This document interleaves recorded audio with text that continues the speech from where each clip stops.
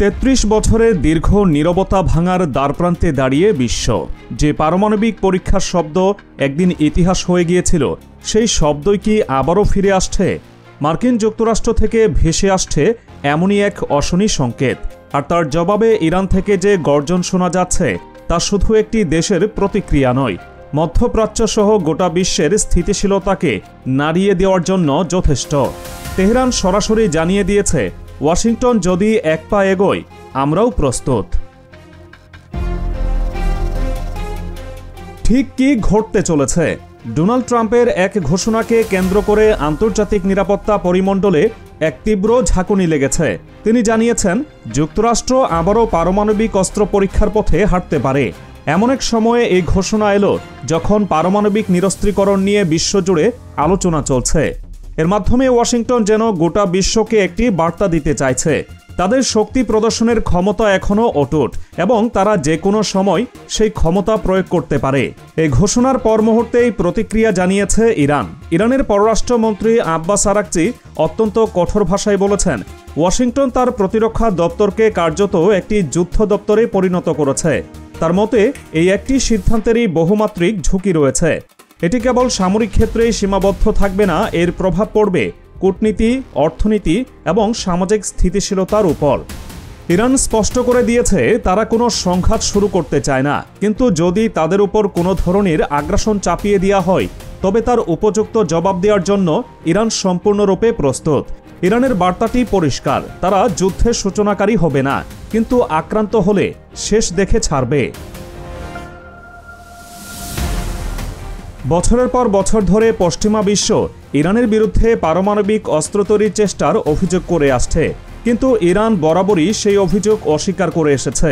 তাদের দাবি, ইরানের পারমাণবিক কর্মসূচি সম্পূর্ণ শান্তিপূর্ণ এবং বেসামরিক উদ্দেশ্যে পরিচালিত, বিশেষ করে বিদ্যুৎ উৎপাদন এবং চিকিৎসার প্রয়োজনে। কিন্তু আমেরিকার এই নতুন পদক্ষেপ ইরানের সেই শান্তিপূর্ণ কর্মসূচিকেও প্রশ্নের মুখে ফেলে দিয়েছে। তাহলে ঠিক এই মুহূর্তে আমেরিকার এমন সিদ্ধান্তের কারণ কি?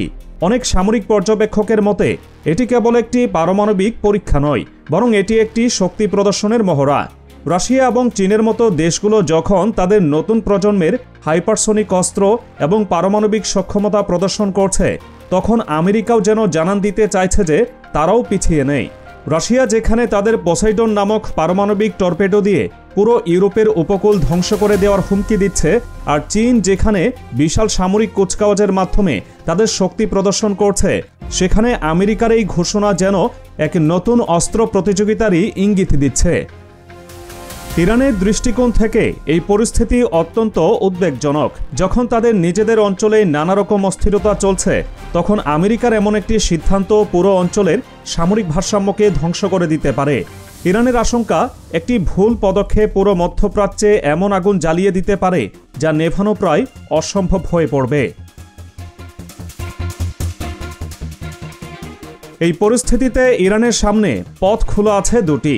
প্রথমত, আমেরিকার পদক্ষেপে সরাসরি সামরিক প্রতিক্রিয়া জানানো, যা একটি ভয়াবহ সংঘাতের জন্ম দিতে পারে।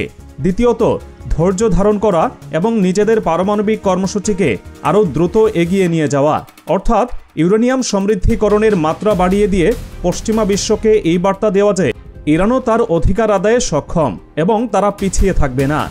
ইরান ইতোমধ্যেই জানিয়েছে যে তারা ইউরেনিয়াম সমৃদ্ধিকরণের গতি বাড়াতে পারে, কারণ এটি তাদের অধিকার।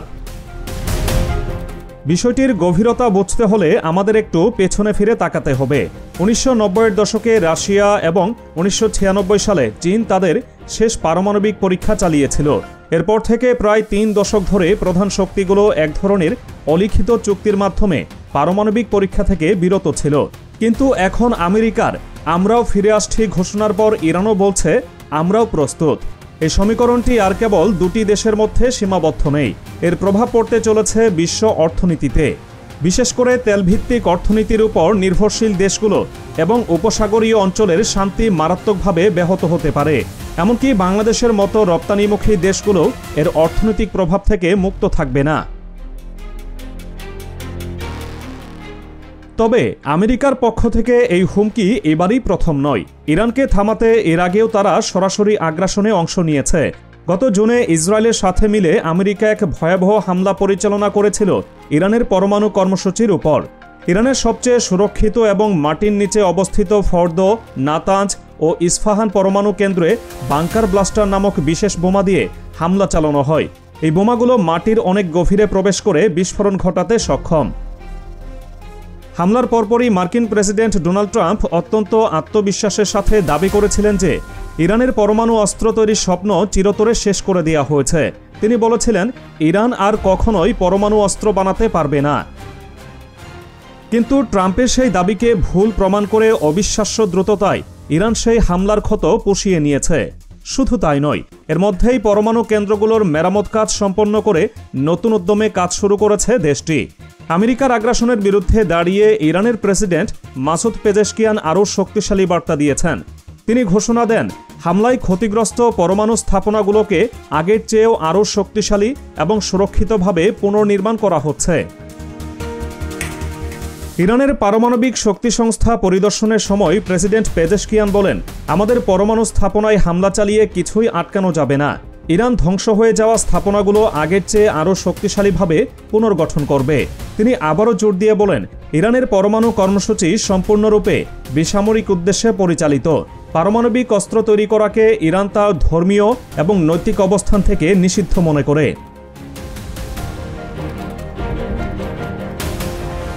ইরানি প্রেসিডেন্টের এই বক্তব্য এমন এক সময় এসেছে যখন মধ্যপ্রাচ্যে উত্তেজনা কমার কোনো লক্ষণই দেখা যাচ্ছে না। পশ্চিমা গোয়েন্দা সংস্থাগুলোর রিপোর্ট অনুযায়ী ইসরায়েল ও যুক্তরাষ্ট্রের হামলার পর ইরান তার সামরিক সক্ষমতা নীরবে আরও বহুগুণ বাড়িয়ে চলেছে। এমন গুঞ্জনও শোনা যাচ্ছে যে ইরান গোপনে আবারও পরমাণু অস্ত্র তৈরির কাজ শুরু করেছে, যদিও ইরান বরাবরই তা অস্বীকার করে আসছে। এই উত্তেজনার মধ্যে আমেরিকা আবারও ইরানের সাথে আলোচনার প্রস্তাব দিয়েছে। ইরানের সরকারি মুখপাত্র ফাতেমে মেহাজারানি নিশ্চিত করেছেন যে পরমাণু কর্মসূচি সীমিত করার বিষয়ে আলোচনার জন্য তাদের পররাষ্ট্র মন্ত্রণালয় কিছু বার্তা পেয়েছে। তবে এই আলোচনার ভবিষ্যৎ কি তা এখনও স্পষ্ট নয়। এর মধ্যেই আরেকটি চাঞ্চল্যকর তথ্য সামনে এনেছে মার্কিন সংবাদ মাধ্যম CNN। তাদের এক প্রতিবেদনে দাবি করা হয়েছে, ইরান সম্প্রতি চীন থেকে বিপুল পরিমাণে সোডিয়াম পারক্লোরেট আমদানি করছে। এটি ব্যালিস্টিক ক্ষেপণাস্ত্রের কঠিন জ্বালানিতে ব্যবহৃত একটি অত্যন্ত গুরুত্বপূর্ণ রাসায়নিক উপাদান। আন্তর্জাতিক নিষেধাজ্ঞা থাকা সত্ত্বেও গত কয়েক সপ্তাহে চীন থেকে প্রায় 2000 টন সোডিয়াম পারক্লোরেট আমদানি করেছে ইরান। এই পরিমাণ উপাদান দিয়ে প্রায় 500টি দূরপাল্লার ক্ষেপণাস্ত্র তৈরি করা সম্ভব। এই বিপুল পরিমাণ সোডিয়াম পারক্লোরেট আমদানি একটি বিষয়কেই নির্দেশ করে, ইরান তার ক্ষেপণাস্ত্র কর্মসূচিকে আরও শক্তিশালী করতে পূর্ণ মনোযোগ দিয়েছে। ইসরায়েলের প্রতিরক্ষা কর্মকর্তারাও ইরানের এই পদক্ষেপ অত্যন্ত নিবিড়ভাবে পর্যবেক্ষণ করছেন। সবকিছুর ঊর্ধ্বে যে বিষয়টি পশ্চিমা বিশ্বের রাতের ঘুম কেড়ে নিয়েছে তা হল ইরানের কাছে থাকা ইউরেনিয়ামের পরিমাণ। ওয়ার্ল্ড নিউক্লিয়ার ফোরামের চেয়ারম্যান উরি নিসিম লেভি সম্প্রতি এক ভয়াবহ সতর্কবার্তা দিয়েছেন। তিনি বলেছেন, ইরানের কাছে থাকা প্রায় 400 কেজি সমৃদ্ধ ইউরেনিয়াম কোথায় আছে তার কোনো সঠিক হিসাব কারও কাছে নেই। এই 400 কেজি ইউরেনিয়াম অত্যন্ত গুরুত্বপূর্ণ, কারণ এই পরিমাণ ইউরেনিয়ামকে আরও সমৃদ্ধ করতে পারলে তা দিয়ে কয়েক সপ্তাহের মধ্যেই একটি পারমাণবিক বোমা তৈরি করা সম্ভব। এই অজানা হিসাবই পশ্চিমা বিশ্বের সবচেয়ে বড় মাথা ব্যথার কারণ। একদিকে আমেরিকার পারমাণবিক পরীক্ষার হুমকি, অন্যদিকে ইরানের ক্ষেপণাস্ত্র সক্ষমতা বৃদ্ধি এবং অজ্ঞাত 400 কেজি ইউরেনিয়াম, সব মিলিয়ে পরিস্থিতি এমন এক জায়গায় দাঁড়িয়েছে যেখানে একটি ছোট স্ফুলিঙ্গও এক ভয়াবহ যুদ্ধের শুরু করতে পারে।